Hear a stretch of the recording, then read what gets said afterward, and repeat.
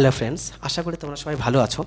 আজকের আমরা পশ্চিমবঙ্গ বোর্ডের ক্লাস 9-এর English lesson 1 tales of Bhola grandpa আজকে আমরা এর পার্ট 1টা আমরা আজকে পড়ব।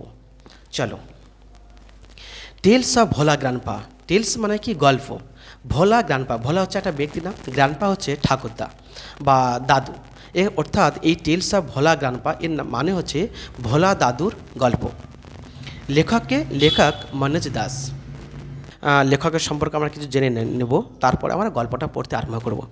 মনোজ দাস 1934, মনোজ দাস 1934 সালে তিনি জন্মগ্রহণ করেন। Is an Indian award winning bilingual writer who writes in Odia and English. বলছে ইজ অ্যান ইন্ডিয়ান, তিনি একজন ভারতীয়। অ্যাওয়ার্ড উইনিং, তিনি পুরস্কার বিজয়ী। বাইলিঙ্গুয়াল, তিনি দ্বিভাষী।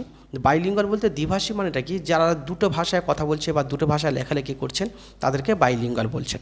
বাইলিঙ্গুয়াল রাইটার, তিনি দ্বিভাষী লেখক, অর্থাৎ তিনি দুটো ভাষায় লেখালেখি করেন। হু রাইটস, যিনি লেখেন ইন উড়িয়া অ্যান্ড ইংলিশ। সেই দুটো ভাষা কি? যে তিনি ইংলিশ এবং তিনি উড়িয়া, এই দুটো ভাষা তিনি লেখালেখি করেন। He has written many novels. তিনি লিখেছেন মেনি নোভেলস, অনেক উপন্যাস লিখেছেন। শর্ট স্টোরি, ছোট গল্প। পোয়েমস, কবিতা। ট্রাভেলার্স, অনেক ভ্রমণ বৃত্তান্ত। অ্যান্ড আর্টিকেলস, এবং তিনি প্রবন্ধ লিখেছেন অন হিস্ট্রি, ইতিহাসের ওপরে। অ্যান্ড কালচার, এবং সংস্কৃতির উপরে। অর্থাৎ তিনি সংস্কৃতি এবং ইতিহাসের ওপরে তিনি অনেক উপন্যাস, অনেক শর্ট স্টোরি, ছোট গল্প, অনেক কবিতা এবং অনেক ভ্রমণ বৃত্তান্ত এবং অনেক প্রবন্ধ তিনি লিখেছেন। This text is an edited version of দাসের short story which narrates Bhola grandpa's hilarious adventures seen through the eyes of a young man who had known him closely. This text, অর্থাৎ আমরা যে গল্পটা পড়তে যাচ্ছি এইখানে সেই টেক্সটের কথাই বলা হচ্ছে। This text is an edited version, এটা হচ্ছে একটা সংস্কৃত রূপ। বলছে এডিটেড ভার্সন অফ দাসের শর্ট স্টোরি, অর্থাৎ এখানে দাস বলতে মণি দাসের কথা বলা হয়েছে। বলছে এই মণি দাসের যে অরিজিনাল যে ছোট গল্প, সেই ছোট গল্পটাকে একটু কাটাই ছাটাই করে তাকে কঠিন যে শব্দগুলোকে সেগুলোকে একটু সহজ সরল করে একটু এডিট করে কিন্তু আমাদের এই টেক্সটে দেওয়া হয়েছে, আমাদের পাঠ্য বইতে দেওয়া হয়েছে। সেই জন্য বলেছে যে আমাদের এই টেক্সটটা হচ্ছে একটা এডিটেড ভার্সন, অর্থাৎ একটু সংস্করণ করে সেটাকে একটু সলভ করে একটু এডিট করে দেওয়া হয়েছে বলে এটাকে এডিটেড ভার্সন বলা হয়েছে। হুইচ ন্যারেটস, যেটা বর্ণনা করছে Bhola grandpa's hilarious adventures. Which narrates, narrates মানে বর্ণনা করা, যেটা বর্ণনা করছে ভোলা গ্র্যান্ডপাস, ভোলা দাদুর হিলারিয়াস মানে কি? হাস্যরস বা হাস্য কৌতুক অ্যাডভেঞ্চার মানে দুঃসাহসিক অভিযান। বলছে ভোলা দাদু দুঃসাহসিক অভিযানগুলোকে বর্ণনা করছে এই টেক্সট। সিন, যেটাকে দেখা হচ্ছে থ্রু দ্য আইস, চোখের মধ্য দিয়ে। কার চোখ? অব এ ইয়ং ম্যান, একটা যুবক মানুষের চোখের মধ্য দিয়ে দেখা হচ্ছে। হু হ্যাড নোন, যিনি চেনেন হিম, এই ভোলা দাদুকে ক্লোজলি, খুব ঘনিষ্ঠভাবে। অর্থাৎ এখানে বলতে চাইছে যে আমাদের এই যে টেক্সট, এটা হচ্ছে ভোলা দাদুর তার অরিজিনাল যে ছোট গল্প সেটাকে একটু কাটাছাটাই করে এই গল্পটাকে আমাদের পাঠ্যবইতে দেওয়া হয়েছে। আর এই গল্পটা, এটা ভোলা দাদুর যে দুঃসাহসিক যে তার কিছু অভিযান, যে অভিযানগুলো খুবই হাস্যময়, হাস্য কৌতুক, এমন কিছু দুঃসাহসিক অভিযানের কথাগুলো কিন্তু এই গল্পে বর্ণনা করা হয়েছে। এবং সেই দুঃসাহসিক অভিযানগুলোকে একটা যুবক মানুষের তার চোখ দিয়ে দেখা হয়েছে, এবং সেই যুবক মানুষ, যে মানুষটা ভোলা দাদুকে খুব কাছ থেকে চেনেন। The simplicity and forgetfulness of Bhola Grandpa provides an element of humor on which the story hinges. Simplicity, সরলতা, and forgetfulness, এবং তার যে ভুলে যাওয়ার অভ্যাস, কার? অফ ভোলা গ্র্যান্ডপা, ভোলা দাদুর। প্রোভাইডস, সেটা মানে ব্যবহৃত হচ্ছে অ্যান এলিমেন্ট, একটা উপকরণ হিসাবে। অফ হিউমার, কিসের উপকরণ? না, হাস্যরসের উপকরণ। অন হুইচ, যার উপরে দ্য স্টোরি হিঞ্জেস, যার উপরে গল্পটা নির্ভর করে। অর্থাৎ এখানে বলতে চাইছে ভোলা দাদু তার যে সরলতা এবং তার যে ফরগেটফুলনেস, তার যে ভুলে যাওয়ার অভ্যাস, সেইখান থেকে কিন্তু এই গল্পের হাস্যরসের উৎস হিসাবে ব্যবহার করা হয়েছে। বা এই ভোলা দাদুর সরলতা বা তার ভুলে যাওয়ার অভ্যাসটাকে কিন্তু হাস্যরসের উপকরণ হিসাবে ব্যবহার করা হয়েছে এই গল্পের মধ্যে।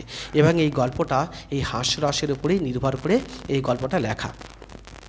চলো, আমরা এটা মণি দাসের সম্পর্কে জেনে গেলাম, এবার আমরা গল্পের মধ্যে ঢুকবো। Bhola grandpa and his wife lived at the western end of our village. Bhola grandpa, Bhola দাদু, অ্যান্ড হিজ ওয়াইফ, এবং তার স্ত্রী, লিভড, বাস করতো, অ্যাট দ্য ওয়েস্টার্ন এন্ড, পশ্চিম প্রান্তে, অফ আওয়ার ভিলেজ, আমাদের গ্রামের। অর্থাৎ ভোলা দাদু এবং তার স্ত্রী আমাদের গ্রামের একদম পশ্চিম প্রান্তে তারা বাস করতেন। A large vocal tree overshadowed their hut. A large vocal tree, large মানে কি বিশাল বড়, বোকাল ট্রি মানে বকুল গাছ, ওভারশ্যাডোড মানে ছায়া প্রদান করতো দেয়ার হার্ট তাদের ছোট্ট কুড়ে ঘরটাকে। অর্থাৎ ভোলা দাদু তার স্ত্রীকে নিয়ে যে বাড়িতে থাকতেন সেই ছোট্ট কুড়ে ঘরের পাশে সেখানে কিন্তু একটা বিশাল বড় একটা বকুল গাছ রয়েছে এবং সেই বকুল গাছটা কিন্তু ভোলা দাদুর তার ছোট্ট কুড়ে ঘরটা কিন্তু ছায়া প্রদান করত। In the vocal tree lived a small tube of monkeys. In the vocal tree অর্থাৎ সেই বকুল গাছটিতে লিভড বাস করত এ স্মল টিউব একটা ছোটোখাটো দল, কিসের? অফ মাঙ্কিস, বাঁদরের। অর্থাৎ ভোলা দাদুর বাড়ির পাশে যে বিশাল বড় বকুল গাছটা ছিল সেই বকুল গাছটায় কিন্তু একটা বাঁদরের ছোটোখাটো দল, একদল বাঁদর সেই গাছটাতে কিন্তু বাস করত। Bhola grandpa and his wife did not mind it. Bhola grandpa, Bhola দাদু অ্যান্ড হিজ ওয়াইফ এবং তার স্ত্রী ডিড নট মাইন্ড ইট, এটা নিয়ে তারা কিছু মনে করতো না। অর্থাৎ ভোলা দাদুর বাড়ির পাশে যে বিশাল বড় যে বকুল গাছটা ছিল, যে গাছটা ভোলা দাদুর ছোট্ট কুঁড়ি ঘরটাকে কিন্তু ছায়া প্রদান করত, আর সেই গাছে একটা বাঁদরের ছোটোখাটো দল বাস করত এবং এটা নিয়ে কিন্তু ভোলা দাদু বা তার স্ত্রী তারা কিন্তু এটা নিয়ে কিছু মনে করতো না। One moonlit night we were returning from a festival. One moonlit night, moonlit মানে কি চাঁদের আলো বা জ্যোৎস্না, এই নাইট মানে কি রাত, জ্যোৎস্না রাতে, তাহলে একদিন জ্যোৎস্না রাতে উই ওয়ার রিটার্নিং আমরা ফিরছিলাম ফ্রম আ ফেস্টিভ্যাল একটা উৎসব থেকে। অর্থাৎ এখানে লেখক বলছেন, ন্যারেটার বলছেন যে তারা একবার একটা উৎসবে গিয়েছিলেন এবং সেখান থেকে চাঁদের জ্যোৎস্না রাতে তারা কিন্তু বাড়িতে ফিরছিলেন। দ্য রুট ওয়াজ লং, রাস্তাটা ছিল খুব লম্বা, অ্যান্ড ফগি এবং কুয়াশাচ্ছন্ন। যখন তারা সেই রাত্রে যখন বাড়িতে ফিরছেন, যে রাস্তা দিয়ে তারা বাড়িতে ফিরছেন উৎসব থেকে, সেই রাস্তাটা কিন্তু অনেকটা দীর্ঘ রাস্তা এবং রাস্তাটা কুয়াশাচ্ছন্ন। I was riding on the village chowkidar shoulders. I was riding বলছে আমি চড়ছিলাম on the village chowkidar shoulder, গ্রামের যে চৌকিদার তার কাঁধে করে। অর্থাৎ এখানে লেখক বলছেন যে লেখক সেই সময় এতটা ছোট ছিলেন যে সেই সময় কিন্তু তিনি হেঁটে বাড়িতে ফিরবেন সেটা সেই বয়সে তিনি ছিলেন না। তিনি এতটাই ছোট ছিলেন যে গ্রামের চৌকিদার তখন তিনিও কিন্তু তাদের দলে ছিলেন। অর্থাৎ তারা যখন উৎসব থেকে ফিরছিলেন তাদের দলে কিন্তু গ্রামের চৌকিদারও ছিল। সেই গ্রামের চৌকিদারের কাঁধে করে কিন্তু লেখক তিনি বাড়িতে ফিরছিলেন। Suddenly Bhola grandpa let out a loud wail. Suddenly হঠাৎ ভোলা গ্র্যান্ডপা, ভোলা দাদু লেড আউট চিৎকার করে উঠলেন বা আর্তনাদ করে উঠলেন এ লাউড ওয়েল, খুব উচ্চস্বরে। যে হঠাৎ করে তারা যখন উৎসব থেকে বাড়িতে ফিরছিলেন তখন তাদের দলের মধ্যে হঠাৎ করে ভোলা দাদু খুব জোরে মানে উচ্চস্বরে তিনি আর্তনাদ করে উঠলেন। Every one in our party was surprised. Every one মানে প্রত্যেকে বা সকলে, ইন আওয়ার পার্টি আমাদের দলে ওয়াজ সারপ্রাইজড অবাক হয়ে গেল। যখন তারা বাড়িতে ফিরছিলেন তখন হঠাৎ করে ভোলা দাদু খুব জোরে চিৎকার করে উঠেছে। যখন সে চিৎকার করে উঠেছে তখন তাদের দলের আরও যে অন্যান্য ব্যক্তি তারা কিন্তু সবাই অবাক হয়ে গেছে। কী ভাবছে যে হঠাৎ ভোলা দাদু কেন এরকম চিৎকার করে উঠলো, হঠাৎ কী হলো ভোলা দাদুর? তো সবাই কিন্তু এই জন্য অবাক হয়ে গেছে। উই হল্টেড, আমরা সবাই থেমে গেলাম। উই মানে আমরা, হল্টেড মানে থেমে যাওয়া। বলছে যখন হঠাৎ করে ভোলা দাদু এরকম চিৎকার করে উঠেছে তখন কিন্তু সবাই কিন্তু থেমে গেছে। বলছে কী হলো, ভোলা দাদু চিৎকার করে উঠলো কেন? Enquiry reveal that Bhola grandpa had taken his grandson to the festival. Enquiry মানে কি অনুসন্ধান, রিভিল্ড মানে কি প্রকাশিত হওয়া, দ্যাট যে ভোলা গ্র্যান্ডপা ভোলা দাদু হ্যাড টেকেন ভোলা দাদু নিয়েছেন হিজ গ্র্যান্ডসন তার নাতিকে টু দ্য ফেস্টিভ্যাল উৎসবে। অর্থাৎ বলতে চাইছি যে ভোলা দাদু যখন চিৎকার করে উঠলেন তখন কী ব্যাপার, ভোলা দাদু কেন চিৎকার করে উঠলো সেটা অনুসন্ধান করা হলো, সেটা জানতে চাওয়া হলো। যখন জানতে চাওয়া হলো এটাই জানা গেল যে ভোলা দাদু তিনি তার নাতিকে নিয়ে তিনি উৎসবে গিয়েছিলেন। He had tightly held on to the two fingers of the boy. He had tightly তিনি শক্ত করে হেল্ড অন তিনি ধরে রেখেছিলেন টু দ্য টু ফিঙ্গার্স দুটো আঙুল অফ দ্য বয় সেই ছোট্ট বালকটার। অর্থাৎ ভোলা দাদু তার নাতিকে নিয়ে উৎসবে গিয়েছিলেন এবং উৎসবে গিয়ে কিন্তু সেই ভোলা দাদু তার ছোট্ট নাতির তার দুটো আঙুল কিন্তু তিনি খুব জোরে খুব শক্ত করে তিনি কিন্তু তার মুঠোর মধ্যে হাতের মধ্যে কিন্তু তিনি চেপে ধরে রেখেছিলেন। বলে হি ডিড নট রিয়ালাইজ তিনি বুঝতে পারেননি হোয়েন দোজ ফিঙ্গার্স কখন ওই আঙুলগুলি স্লিপড আউট ফসকে গেছে। অর্থাৎ ভোলা দাদু মেলায় গিয়েছিলেন তার নাতিকে নিয়ে এবং সেই নাতির দুটি আঙুল কিন্তু তিনি খুব শক্ত করে ধরে রেখেছিলেন, কিন্তু কখন যে তার হাত থেকে সেই নাতির ছোট্ট দুটো আঙুল ফসকে গেছে সেটা কিন্তু আমাদের এই ভোলা দাদু তিনি কিন্তু একদম বুঝতে পারেননি যে কখন তার হাত থেকে এই নাতির ছোট্ট দুটি আঙুল ফসকে গেছে। Bhola grandpa was continuing as before. Bhola grandpa Bhola দাদু ওয়াজ কন্টিনিউইং তিনি চালিয়ে যাচ্ছিলেন অ্যাজ বিফোর, আগের মতো। অর্থাৎ বলতে চাচ্ছি যে ভোলা দাদু তিনি বুঝতে পারেনি তার হাত থেকে কখন সেই নাতির ছোট্ট দুটো আঙুল ফসে গেছে, কিন্তু ভোলা দাদু বুঝতে পারেনি, তাই ভোলা দাদু সে আগের মতো করে অর্থাৎ যেমন করে তার নাতির দুটো আঙুলকে তিনি চেপে ধরে রেখেছিলেন, ঠিক সেই রকম করে কিন্তু তিনি হাতের মধ্যে তার মুষ্টির মধ্যে কিন্তু সেরকমভাবে তিনি হাতটাকে মুঠো করে ধরে রেখেছেন। তিনি ভাবছেন তার হাতের মধ্যে নাতির দুটি আঙুল আছে, কিন্তু আদৌ যে নেই সেটা কিন্তু সে বুঝতে পারেনি। বলছে then someone asked Bhola grandpa what he was gripping. বলছে দেন তারপরে সামওয়ান কোনো একজন ব্যক্তি আস্কড জিজ্ঞাসা করলো ভোলা গ্র্যান্ডপা ভোলা দাদুকে হোয়াট কি হি ওয়াজ গ্রিপিং, কি সে এইভাবে মুষ্টি করে ধরে রেখেছে। অর্থাৎ যখন তারা বাড়িতে ফিরছিল, ফিরতে ফিরতে তাদের মধ্যে কেউ একজন ভোলা দাদুর হাতের দিকে তার চোখ পড়লো। তখন ভোলা দাদু দেখছে, ভোলা দাদুর দিকে তাকিয়ে দেখছে যে ভোলা দাদু সে এরকম হাতটাকে মুঠো করে ধরে রেখেছে। তখন সেই ব্যক্তি ভোলা দাদুকে জিজ্ঞাসা করলো, আচ্ছা ভোলা দাদু আপনি হাতটাকে মুঠো করে ধরে রেখেছেন কেন? আপনার হাতের মুঠোর মধ্যে কি আছে, কি ধরে রেখেছেন এইভাবে মুষ্টি করে? He remembered his grandson and let out a loud wail. He remember তখন তার মনে পড়লো হিজ গ্র্যান্ডসন তার নাতির কথা, অ্যান্ড লেড আউট এবং আর্তনাদ করে বললেন এ লাউড ওয়েল, খুব উচ্চস্বরে। অর্থাৎ এখানে বলতে চাইছি যে ভোলা দাদুকে যখন কেউ একজন জিজ্ঞাসা করলো যে আপনি এরকম মুষ্টি করে ধরে রেখেছেন কেন, তখন কিন্তু তার নাতির কথা মনে পড়লো। তখন তিনি ভাবছেন যে আমি নাতি যে দুটি আঙুল চেপে ধরে রেখেছিলাম, তখন তার নাতির কথা মনে পড়ছে। এবং তিনি যখন দেখলেন তার নাতি নেই, তার হাতের মধ্যে নাতির দুটি আঙুল নেই বা সেখানে নাতি ছিল না, তখন তিনি ভাবলেন যে নাতিকে তাহলে তো তিনি তো মেলায় হারিয়ে ফেলেছেন। তখন তিনি সেই ভয়ে বা সেই দুঃখে বা সেই শোকে কিন্তু তিনি আর্তনাদ করে উঠেছেন। My father chose to survived men from our party to go back with Bhola grandpa to the festival. My father, আমার বাবা বলতে এখানে কার বাবা বলছে?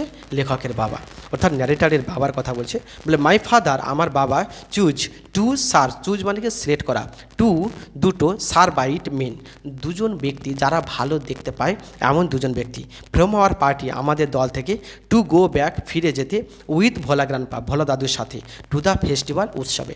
অর্থাৎ এখানে বলতে চাইছে যে যখন জানা গেল যে ভোলা দাদু তার নাতিকে মেলায় হারিয়ে ফেলেছে, তখন সেই নাতিকে তো খুঁজতে যেতে হবে। তখন লেখকের বাবা কী করলেন, তাদের দল থেকে ভালো দেখতে পায় এমন দুজন ব্যক্তিকে সিলেক্ট করলেন। কেন আর এরকম করলেন? দেখো এটা আমরা জানি যে তারা উৎসব থেকে যখন ফিরছিল তখন কিন্তু এটা জ্যোৎস্না রাত ছিল, অবশ্যই এটা রাতের ব্যাপার, তো রাত্রে তো সবাই ভালো দেখতে পাবে না, তো সেই জন্য কিন্তু তাদের মধ্যে যারা রাত্রে ভালো দেখতে পায় এমন দুজন ব্যক্তিকে কিন্তু তিনি সিলেক্ট করলেন। করে কী করলেন যে তিনি ভোলা দাদুর সাথে তারা মেলায় পাঠিয়ে দিলেন যে যাও তোমার মেলায় যাও, ভোলা দাদুর সাথে গিয়ে ভোলা দাদুর নাতি যা হারিয়ে গেছে তোমরা সেই নাতিকে খুঁজে আনো। সেই জন্য কিন্তু তারা ভোলা দাদুর সাথে না মেলায় সেই দুজন ব্যক্তিকে পাঠিয়ে দিলেন। The grandson was found before long, the grandson অর্থাৎ সেই নাতি ওয়াজ ফাউন্ড তাকে পাওয়া গিয়েছিল বিফোর লং, তাকে খুব একটা বেশি খোঁজাখুঁজি করতে হয়নি বা বেশি সময় লাগেনি। অর্থাৎ সেই নাতিকে যখন খুঁজতে গেল সেই নাতিকে কিন্তু খুঁজে পেতে বেশি সময় লাগেনি, বেশি তাকে খোঁজাখুঁজি করতে হয়নি, খুব সহজেই তাকে পাওয়া গেছে। He had taken a cosy shelter under a cow's belly, he had taken, হি বলতে এখানে গ্র্যান্ডসনের কথা বলছে, বলে সেই গ্র্যান্ডসন হ্যাড টেকেন সে নিয়েছে আ কজি শেল্টার, কজি মানে প্লেজারেবল, আরামদায়ক, সে একটা আরামদায়ক আশ্রয় নিয়েছে, শেল্টার মানে আশ্রয় নিয়েছে, আন্ডার নিচে, কার কিসে নিচে? এ কাউজ বেলি একটা গরুর পেটের তলায়। অর্থাৎ সেই গ্র্যান্ডসনকে কিন্তু বেশি খোঁজাখুঁজি করতে হয়নি, সহজে তাকে পাওয়া গেছে। কোথায় পাওয়া গেছে না, তাকে খুঁজে পাওয়া গেল যে একটা গরুর পেটের তলায় সে খুব নিরাপদে খুব আরামে সেখানে সে বসেছিল, তো সেখানেই কিন্তু সেই নাতিকে খুঁজে পাওয়া গেছে। তো এইবার তোমাদের আমি এখানে কয়েকটা কোশ্চেন করি, তোমরা তখন গল্পটা শুনলে আশা করি তোমরা ভালো করে গল্পটা বোঝার চেষ্টা করছো। তো এখান থেকে তোমাদের কতটা তোমরা প্রিপেয়ার্ড হলে, তো দুই একটা কোশ্চেন আমি করছি। আচ্ছা, ভোলা দাদু কার সাথে বাস করতেন? তার স্ত্রীর সাথে। আচ্ছা, ভোলা দাদু গ্রামের কোন প্রান্তে বাস করতেন? পশ্চিম প্রান্তে। আচ্ছা, ভোলা দাদুর বাড়ির পাশে যে বিশাল বড় একটা গাছ ছিল, সেই গাছটা কী গাছ ছিল? বকুল গাছ। আচ্ছা, সেই গাছে কোন প্রাণীর দল বাস করত? বাঁদরের দল। আচ্ছা, ভোলা দাদু রাত্রে কোথা থেকে ফিরছিলেন? একটা উৎসব থেকে। ভোলা দাদু সাথে করে কাকে নিয়ে গেছিলেন? তার নাতিকে। আচ্ছা, এখানে আচ্ছা লেখক কার কাঁধে চড়ে তিনি উৎসব থেকে ফিরছিলেন? গ্রামের চৌকিদারের কাঁধে চড়ে। আচ্ছা, লেখকের বাবা গ্র্যান্ডসনকে খুঁজতে যাওয়ার জন্য তিনি কজনকে তিনি নিজের দল থেকে সিলেক্ট করেছিলেন? দুজন ব্যক্তিকে। আচ্ছা, তো এই কোশ্চেনগুলো কিন্তু আমাদের ভালো করে রাখতে হবে, তোমরা পড়বে, তার পাশাপাশি এই কোশ্চেন অ্যান্সারগুলো তোমরা অবশ্যই দেখে রেখো। I remember another funny incident about Bhola Grandpa related by my father. I remember আমি মনে করতে পারি অ্যানাদার অন্য আরেকটি ফানি ইনসিডেন্ট মজার ঘটনা অ্যাবাউট সম্পর্কে কার ভোলা গ্রান্ডপা ভোলা দাদের সম্পর্কে রিলেটেড যেখানে জড়িত আছে বাই মাই ফাদার আমার বাবা। অর্থাৎ এখানে বলছে যে লেখক আরেকটা, তাহলে আমরা এই যে ঘটনাটা আমরা জানলাম এখানে একটা ঘটনা যে কি যে ভোলা দাদু তিনি একবার মেলায় তার নাতিকে যে নিয়ে গেছিলেন সেখানে তার নাতিকে তিনি হারিয়ে এসেছিলেন।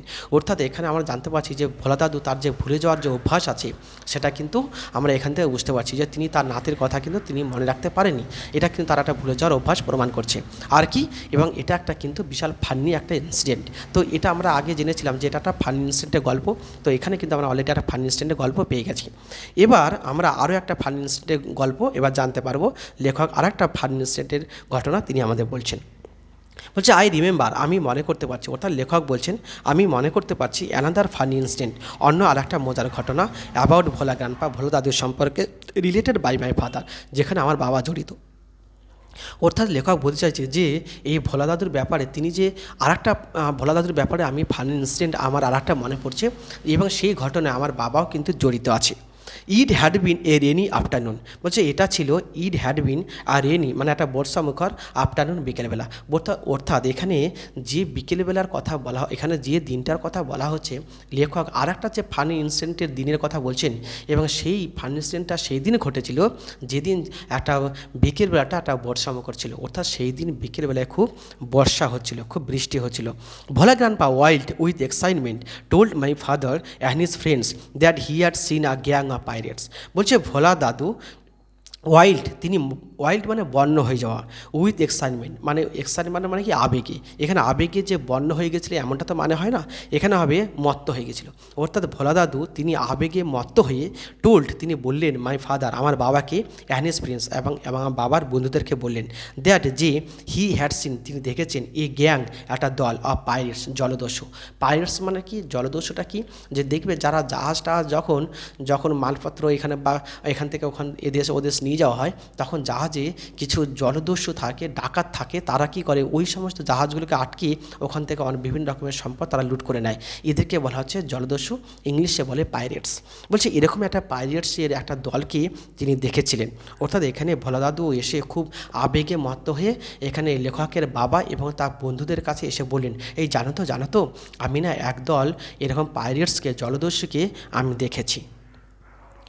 They were burying a large box under one of the sand dunes on the seashore by our village. They were burying, অর্থাৎ সেই জলদস্যুরা বারিং মানে কি তারা পুঁতে রাখছিল এই লার্জ বক্স একটা বিশাল বড় বাক্স আন্ডার নিচে কিসের one of the sand dunes একটা বালির ঢিপির তলায়। স্যান্ড ডিউন্স মানেটা কি দেখবে যে সমুদ্র সৈকতে বড় বড় বালির ঢিপি দেখা যায় এগুলোকে বলা হয় স্যান্ড ডিউন্স। বলছে এরকম একটা বালির ঢিপির তলায় মানে তারা একটা বিশাল বড় বাক্সকে পুঁতে রাখছিল অন দ্য সিশোর এরকম সমুদ্র সৈকতে বাই আওয়ার ভিলেজ আমাদের গ্রামের পাশে। অর্থাৎ লেখক তিনি মানে লেখকের বাবা এবং তার বন্ধুদের কাছে খুব আবেগে মত্ত হয়ে ভোলা দাদু এসে বলছে জানো তো আমি না একদল জলদস্যুকে দেখেছি এবং তারা কী করছিল আমাদের গ্রামের পাশে যে সমুদ্র সৈকত রয়েছে সেই সমুদ্র সৈকতে যে অনেক বালির ঢিপি আছে তার মধ্যে একটা বালির ঢিপির তলায় এই জলদস্যুরা একটা বিশাল বড় বাক্সকে তারা পুঁতে রাখছিল, এটা না আমি দেখেছি। বলছি at once father and his friends started looking for the hidden treasure. Advance মানে তৎক্ষণাৎ ফাদার বাবা অ্যান্ড হিজ ফ্রেন্ডস এবং তার বন্ধুরা স্টার্টেড চালু করলো লুকিং ফর খোঁজাখুঁজি করতে দ্য হাইডেন ট্রেজার সেই লুকায়িত সম্পদ। অর্থাৎ যখনই ভোলা দাদু লেখকের বাবা এবং তার বন্ধুদের কাছে যখন এসে সেই ঘটনার কথা বলল তখন কিন্তু ভোলা দাদু এবং মানে তখনই কিন্তু লেখকের বাবা এবং তার বন্ধুরা সাথে সাথে কী করলো সেই যেখানে মানে ওই বিশাল বড় বাক্সটাকে পুঁতে রেখেছিল ওই জলদস্যুরা সেই জায়গায় কিন্তু তারা খোঁজাখুঁজি করতে আরম্ভ করলো যাতে সেই লুকায়িত সম্পদটাকে বা সেই গুপ্ত সম্পদটাকে তারা পায়। Evening passed on to night, এইভাবে খোঁজাখুঁজি করতে করতে ইভিনিং সন্ধ্যা গড়িয়ে রাত হয়ে গেল। তাহলে বিকেলবেলা যখন এই ঘটনাটা চালু হয়েছিল সেখান থেকে কিন্তু তারা খোঁজাখুঁজি করতে করতে সন্ধ্যা গড়িয়ে কিন্তু রাত হয়ে গেছে।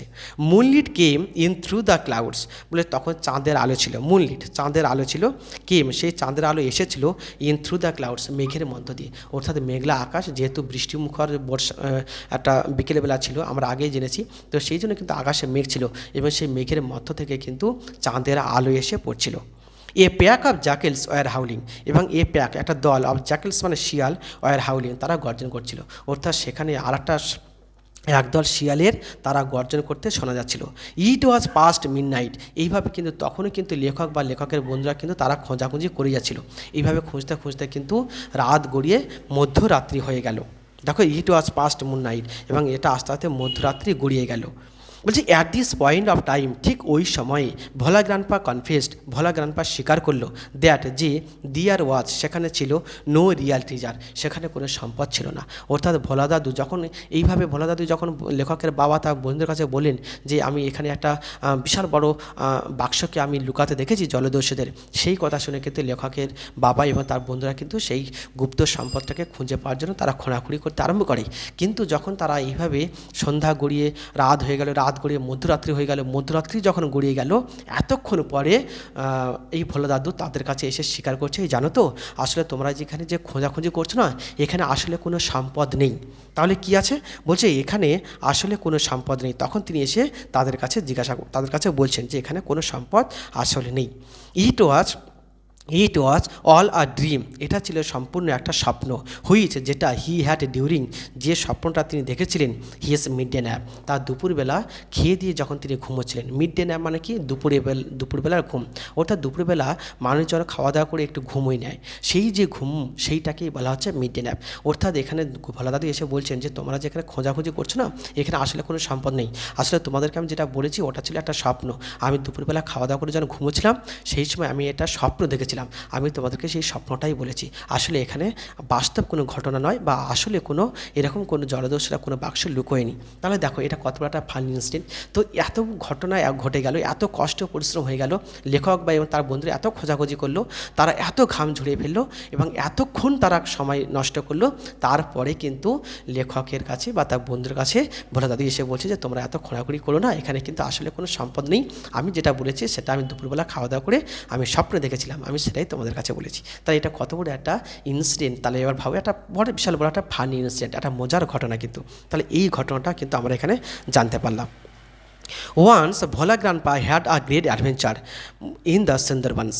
বলছে ওয়ান্স একদিন ভোলা গ্রান্ডপা ভোলা দাদু হ্যাড আ গ্রেট অ্যাডভেঞ্চার, তার একটা বিশাল অভিযান ছিল ইন দ্য সুন্দরবনে। বলছে একবার ভোলা দাদু তিনি সুন্দরবনে কিন্তু দুঃসাহসিক অভিযান করতে গিয়েছিলেন। ইন দোজ ডেজ, ওই দিনগুলোতে রয়্যাল বেঙ্গল টাইগার্স, ওই রয়্যাল বেঙ্গল টাইগার্স কি, যে সুন্দরবনে যে বাঘ তাদেরকে বলা হয় রয়্যাল বেঙ্গল টাইগার্স। বলে সুন্দরবনে যে রয়্যাল বেঙ্গল টাইগার্স ফ্রিলি তারা স্বাধীনভাবে রোমড ঘোরাফেরা করছিল দ্য ডেন্স জঙ্গলস, ওই গভীর জঙ্গলে অফ সুন্দরবনে। অর্থাৎ বলতে চাইছে যে যখন ভোলা দাদু সুন্দরবনে দুঃসাহসী অভিযান করতে গিয়েছিল সেই সময় কিন্তু সেই সুন্দরবনে যে রয়্যাল বেঙ্গল টাইগার তারা কিন্তু স্বাধীনভাবে মুক্তভাবে কিন্তু তারা ঘোরাফেরা করতো সুন্দরবনের গভীর জঙ্গলের মধ্যে।